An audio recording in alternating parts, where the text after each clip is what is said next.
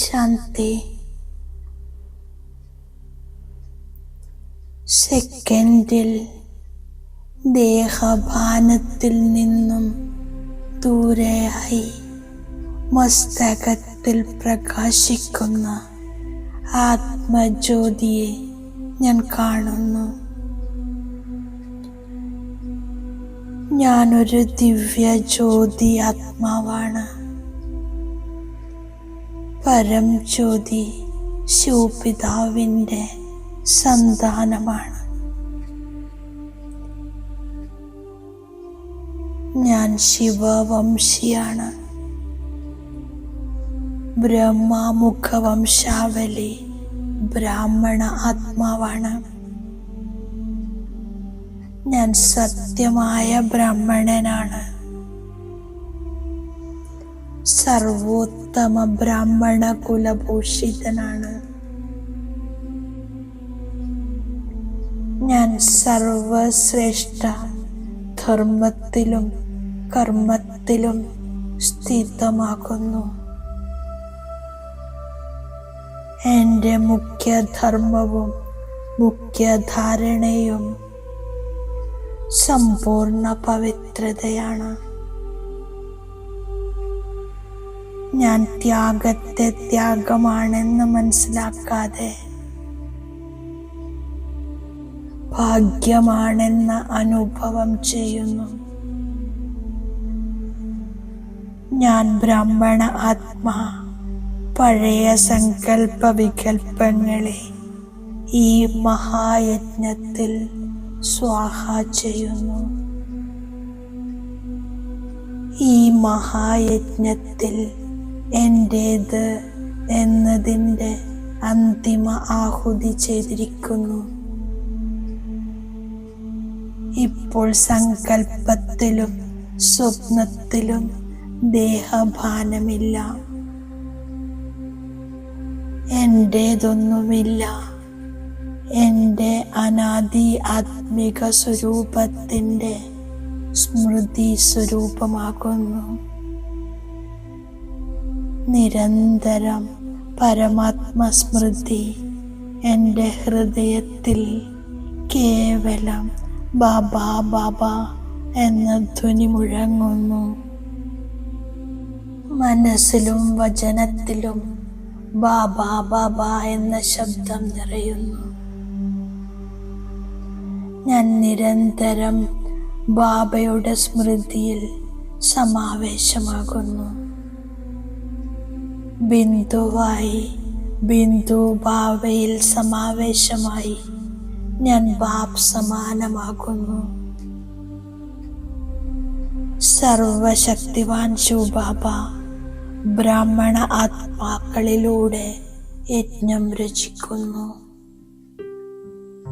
ഈ മഹായജ്ഞത്തിൽ എൻ്റെ അന്തിമ ആഹുതി ചെയ്യുന്നു. പഴയ ലോകത്തിൻ്റെ ആഹുതി ഉണ്ടാകുന്നു. അതിനുശേഷം യജ്ഞം സമാപ്തമാക്കും. ഞാൻ ബാബ എന്ത് കേൾപ്പിക്കുന്നുവോ അതിനെ അർത്ഥസഹിതം മനസ്സിലാക്കി സന്തോഷത്തിലിരിക്കുന്നു.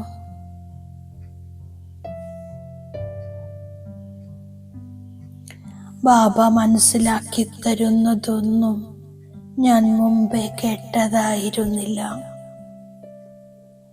ബ്രാഹ്മണധർമ്മം മുഴുവൻ വിശ്വത്തിൻ്റെയും സദ്ഗതി ശ്രീമതത്തിലൂടെ ചെയ്യുന്നു. മുഴുവൻ വിശ്വത്തെയും ശാന്തമാക്കുന്നു. എനിക്ക് ബാബയിൽ നിന്നും ശക്തി ലഭിക്കുന്നു. ബ്രാഹ്മണ കുലഭൂഷണർ ദേവതകളെക്കാളും ഉയർന്നവരാണ്.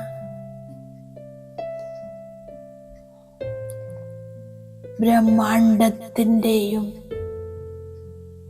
പിന്നീട് വിശ്വത്തിൻ്റെയും അധികാരിയായി മാറുന്നു. മധുരമായ ആത്മീയ കുട്ടികളെ പ്രതി ആത്മീയ അച്ഛൻ ഒരേ ഒരു തവണയാണ് 5000 വർഷങ്ങൾ കൂടുമ്പോൾ വരുന്നത്. ബാബ തന്നെ എനിക്ക് ബാബയുടെ പരിചയം തന്നു. എൻ്റെ ബുദ്ധിയിൽ സ്വർഗത്തിൻ്റെയും നരകത്തിൻ്റെയും മുഴുവൻ സൃഷ്ടിയുടെയും ആദി മധ്യ അന്ത്യവും കറങ്ങിക്കൊണ്ടിരിക്കുന്നു. ഞാൻ ബാബയുടെ ശ്രേഷ്ഠത്തിലും വെച്ച് ശ്രേഷ്ഠമായ മതത്തിലൂടെ നടക്കുന്നു. ബാബ പഠിപ്പിക്കുന്ന രാജയോഗത്തിലൂടെ എല്ലാവരും മുക്തിയും ജീവൻ മുക്തിയും പ്രാപ്തമാക്കുന്നു. ബാബ വന്ന് എനിക്ക് വിശ്വത്തിൻ്റെ ചക്രവർത്തി പദവി നൽകുന്നു. അത് പകുതി കൽപ്പം വരെ ആർക്കും തട്ടിപ്പറിക്കാൻ സാധ്യമല്ല. അതിനാൽ ഞാൻ വളരെ സന്തോഷിക്കുന്നു. ബാബ സത്യമാണ്, സത്യശിക്ഷകനുമാണ്, സദ്ഗുരുവുമാണ്.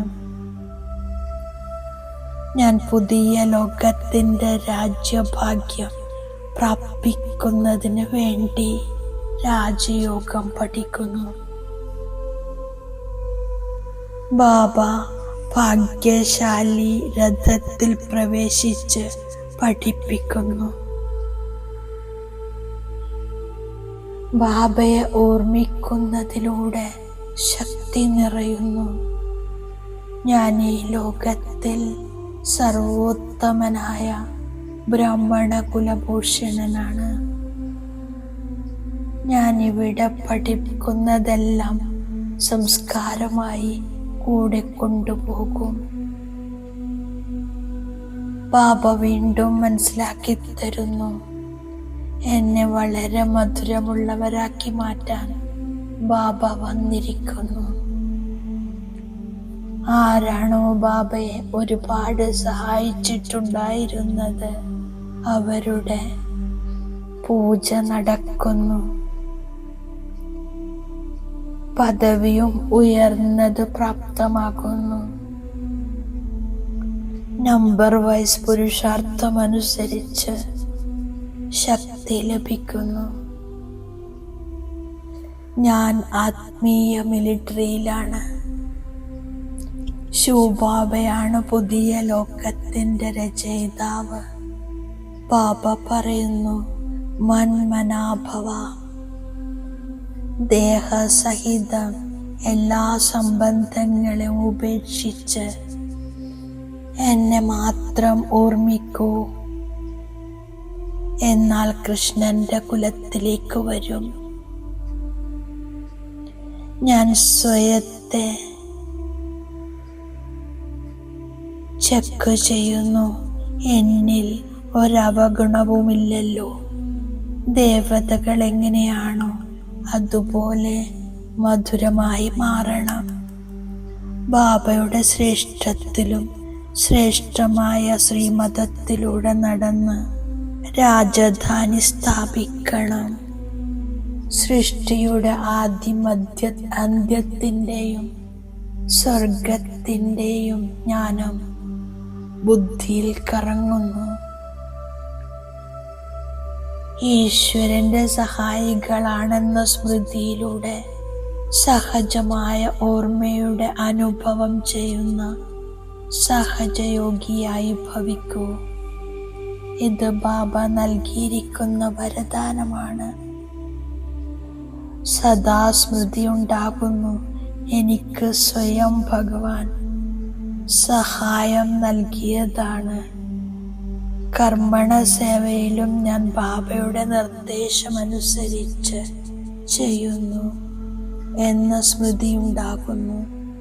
അപ്പോൾ സഹജമായ ഓർമ്മയുടെ അനുഭവം ചെയ്തുകൊണ്ട് സഹജയോഗിയായി മാറാൻ സാധിക്കുന്നു. സദാ ഈശ്വരീയ വിദ്യാർത്ഥി ജീവിതത്തിൻ്റെ സ്മൃതിയിലിരിക്കൂ. എങ്കിൽ മായയ്ക്ക് സമീപത്തേക്ക് വരാൻ സാധ്യമല്ല. ഓം ശാന്തി.